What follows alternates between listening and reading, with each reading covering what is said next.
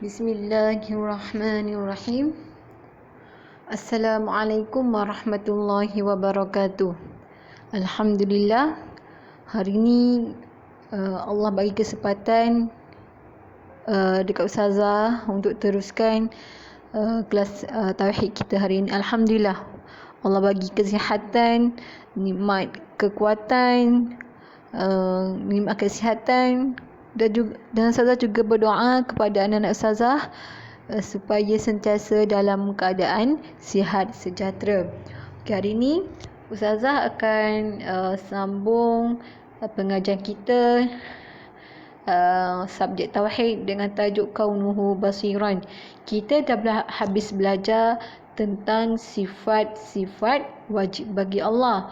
Cumanya hari ini Ustazah akan mengulang semula. Kita ulang kaji semula supaya kita lebih faham dan lebih ingat.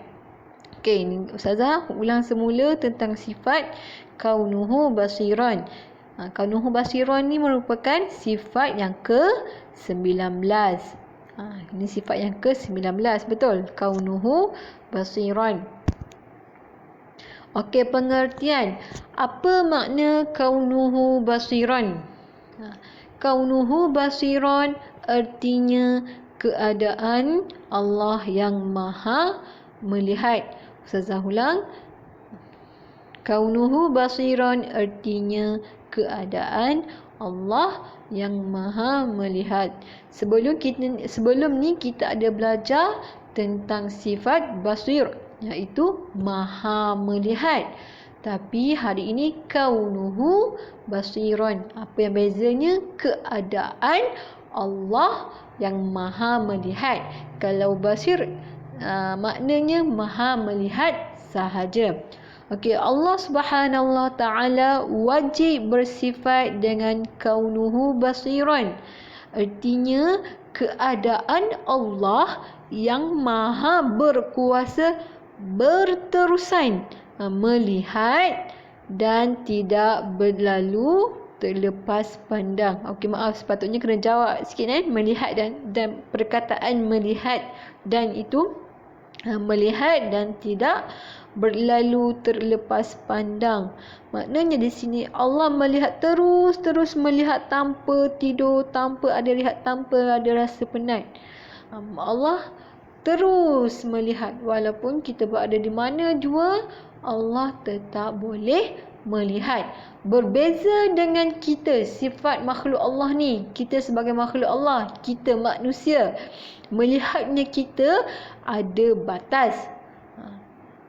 Kita ada rasa penat. Betul, pada waktu malam kita tidak boleh melihat. Kenapa?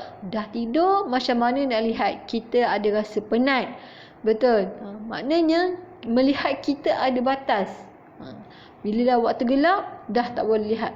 Tapi berbezanya sifat Maha melihat Allah, sifat keadaan Allah yang sentiasa melihat, tidak kira di mana jua, situasi apa sekalipun, Allah tetap Maha melihat. Allah terus melihat. Okey, tanpa menggunakan sebarang alat. Berbeza dengan kita, alat penglihatan kita apa?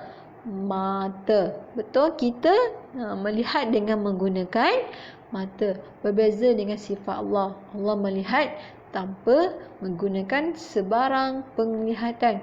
Kamu tidak wajib tahu macam mana penglihatan Allah, tapi kita wajib beriman bahawa Allah sentiasa berkeadaan melihat.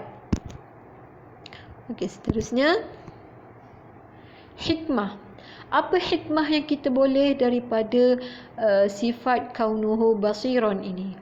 Okey, yang pertama, Allah berkuasa dengan keadaan ia melihat dengan jelas. Walaupun, maaf sini sepatutnya walaupun terlalu jauh atau dekat. Allah sentiasa Allah sentiasa berkuasa dengan keadaan Maha melihat dengan jelas walaupun sesuatu itu jauh ataupun dekat. Berbeza dengan kita manusia, ada batas penglihatan kita. Bila kita berada di jauh, macam sekarang ni, kita ustazah dengan anak pelajar ustazah masing-masing tinggal jauh. Ustazah tak nampak apa yang kamu buat sekarang ni. Tapi Allah Maha melihat. Allah sentiasa berkeadaan Maha melihat, mampu melihat semua makhluknya yang apa yang mereka lakukan walaupun jauh atau dekat. Jika kita manusia dekat-dekat boleh melihat, betul? Tapi kalau ada masalah rabun, kita juga tidak mampu melihat dengan sempurna. Maknanya di sini penglihatan kita ada batas. Okey, seterusnya, hikmah seterusnya. Allah berkuasa dengan keadaan Maha melihat, tidak dibantu dengan sebarang alat penglihatan. Macam Ustazah cakap tadi, penglihatan Allah tanpa sebarang alat penglihatan. Berbeza dengan kita, makhluk Allah ini, kita melihat menggunakan mata.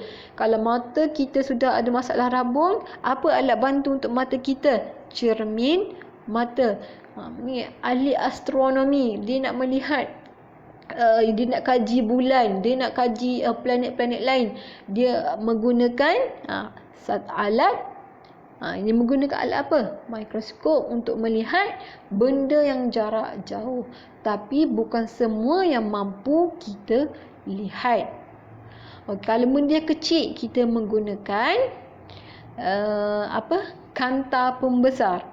Benda kecil-kecil kita nak tengok kan. Kalau doktor nak tengok, nak mengesan alat-alat nak mengesan kuman ke apa ke, kita menggunakan kanta pembesar, sama ada yang elektronik ataupun yang manual. Nanti kalau kamu belajar sains, kamu boleh tengok kita boleh gunakan alat kanta pembesar untuk melihat benda-benda kecil supaya ia lebih jelas.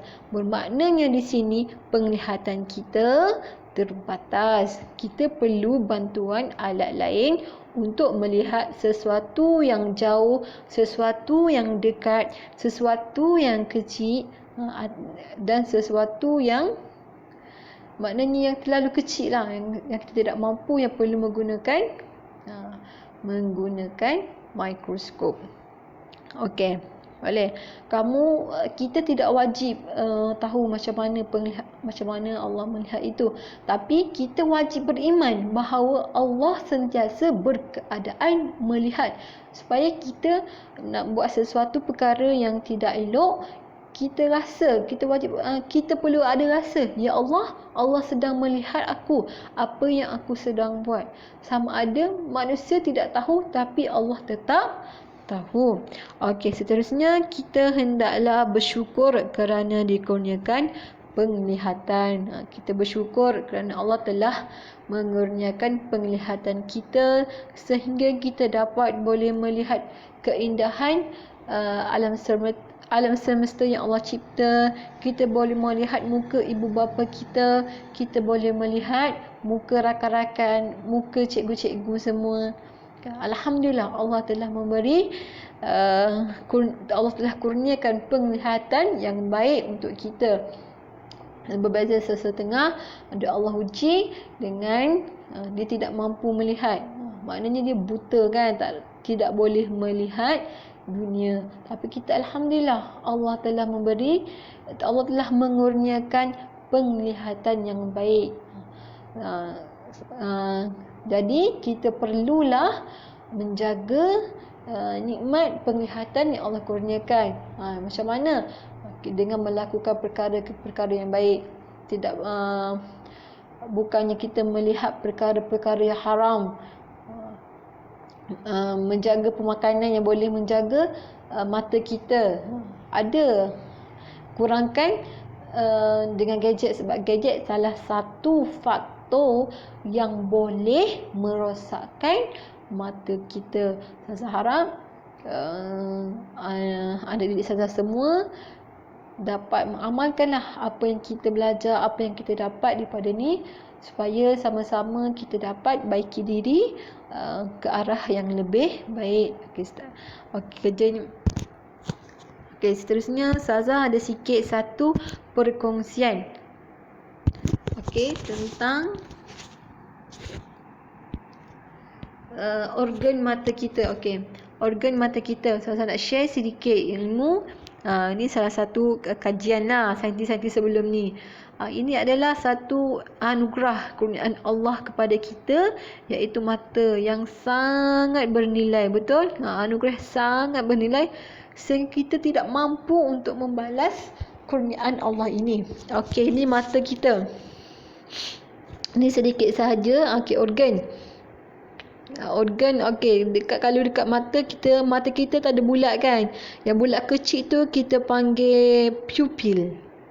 Yang bulat besar yang kalau coklat cerah tu kita panggil iris. Yang kat luar tu kita panggil kornea. Kornea tu selaput dekat mata kita tu, kornea. Okey, otot mata kat belakang kita itu kita panggil retina. Dekat bawah retina tu ada macam ekor-ekor tu sikit tu kan, tu sebenarnya saraf. Saraf yang menyambung pada otak kita yang nak baca. Contohnya kamu melihat sesuatu barang, contohnya melihat semut. Jadi bila kamu melihat semut, mata akan menghantar maklumat dekat otak, dan otak dia transfer dan kata itu adalah semut. Itu adalah fungsi mata kepada otak. Apa-apa otak ni adalah main, dia nak translate apa yang kita lihat. Ni salah satu je lah. Nanti kalau kamu nak tahu lebih detail, kamu boleh belajar dalam subjek sains. Okey, kerjanya hari ni Sazana sikit je kamu lukis organ mata ni. Otot mata, kornea, iris, pupil, lensa, retina dan saraf.